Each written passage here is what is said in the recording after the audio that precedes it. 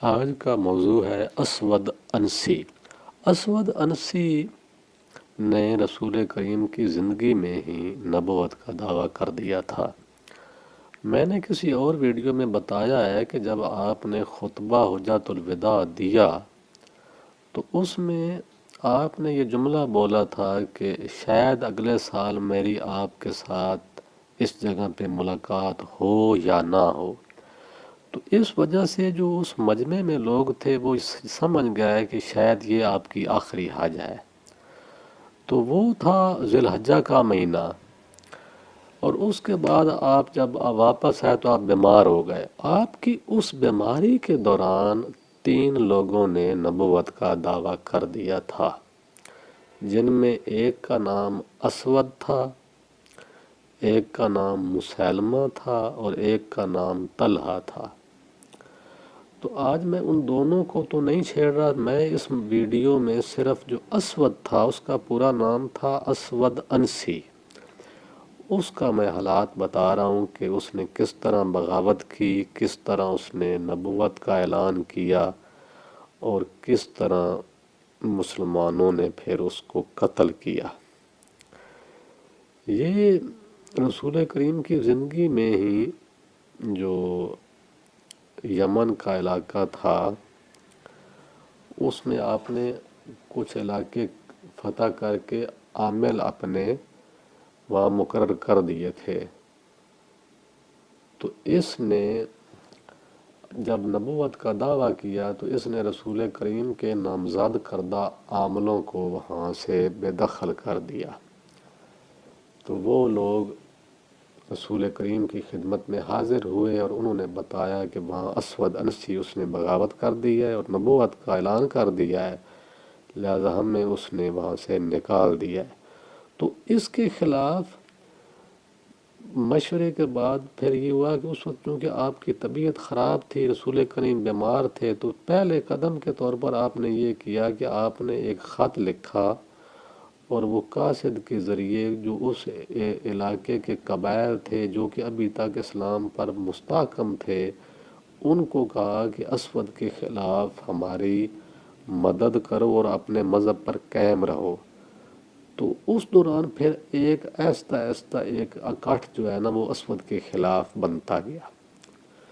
تو اسود نے بھی محسوس کر لیا کہ میرے خلاف طاقت جو ہے وہ جمع ہو رہی ہے، تو اس نے بھی تیاریاں تیز کر دیں، لیکن اس نے بہرحال اس کے پاس طاقت تھی۔ یا یہ بھی میں بتاتا چلوں کہ اسود بنیادی طور پر ایک کان تھا، تو اس نے اپنے ایک ہمزاد کو قابو کیا ہوا تھا اور اس کے تحت وہ مختلف خبریں لیتا تھا، اور وہ ان خبروں کے تحت جو بندہ اس کو وہ ہمزاد بتاتا کہ فلاں بندہ تمہارے لیے خطرہ ہے اس کو وہ قتل کرا دیتا۔ تو اس طرح اس نے بہت سے لوگوں کو قتل کروایا اور اس نے کافی علاقہ قابو کر لیا۔ اس کے اس کام میں جو بڑے سردار تھے وہ تھے 3۔ ایک تھا قیس بن عبدو یغوث، اور ایک تھا فیروز، اور تیسرے کا نام تھا دازویہ۔ یہ 3 اس کے بڑے سردار تھے جو مختلف کام کرتے تھے۔ اب خدا کا کرنا ایسا ہوا کہ مختلف وجوہات کی بنا پہ ان تینوں لوگوں کے ساتھ اس کا اختلاف ہو گیا۔ یہ تینوں اس کے ساتھ اختلاف کر گئے۔ اب ان کا اختلاف بھی ہو گیا اور ادھر سے رسول کریم صلی اللہ علیہ وسلم نے جو اپنا قاصد بھیجا ان کے ساتھ بھی لوگ اکٹھے ہونے لگ گئے۔ تو اب یہ ایک طرح کا 2 اتحاد اکٹھے ہو گئے۔ وہ جو اس کے خلاف بندے تھے وہ تینوں وہ بھی ان لوگوں کے ساتھ مل گئے جو کہ رسول کریم کے مشورے کے بعد مستحکم رہے اور اس کے خلاف کوشش کر رہے تھے۔ تو ان کے ملنے کے بعد پھر انہوں نے مشورہ کیا کہ اس کی ایک بیوی کے ساتھ انہوں نے رابطہ کیا جو کہ وہ اس نے پہلے اس کے خاوند کو قتل کیا اور پھر اس نے نکاح کر لیا۔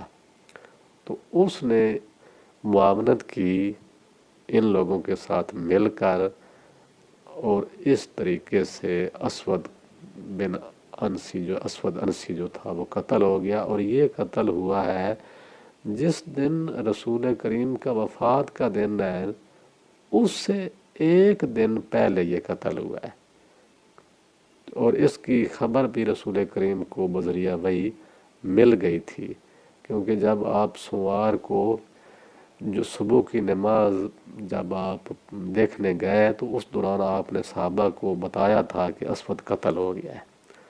تو اس طرح یہ قتل ہوا ہے، لیکن اس نے بہت سے لوگوں کو قتل بھی کرایا، اور یہ وقتاً فوقتاً اس قسم کے کام کرتا تھا جس سے لوگ حیران ہو جاتے تھے۔ ایک دفعہ اس نے مجمع کے سامنے ایک مظاہرہ کیا کہ ایک لکیر لگائی اور اس پر جانور کھڑے کر دیے، بیل اور اونٹ، اور ان لوگوں کو کہا کہ اب دیکھو یہ اپنی جگہ سے نہیں ہل سکتے، کسی بندے نے بھی ان بیل اور اونٹوں کو نہیں پکڑا ہوا تھا، تو وہ چونکہ شیطان اس کی معاونت کرتا تھا تو وہ آیا چھری کے ساتھ وہ ذبح کرتا گیا، کسی جانور نے کوئی بالکل جنبش ہی نہیں کی، تو اس کا گوشت پھر اس نے کہا کہ تقسیم کر دو۔ اس طرح لوگ اصل حیران ہو جاتے تھے نا اس کے مکاریوں سے، لیکن اللہ تعالیٰ نے پھر ان لوگوں کی معاونت کے لیے اس کی بیوی کا ساتھ دیا، اور اس کی بیوی ایمان پہ تھی، تو اس کی معاونت سے پھر مکان کے پیچھے حصے سے جو ہے نا وہ کھدائی کر کے اندر بندے داخل ہوئے رات کے ٹائم پہ، اور اس طرح اسود عنسی قتل ہو گیا۔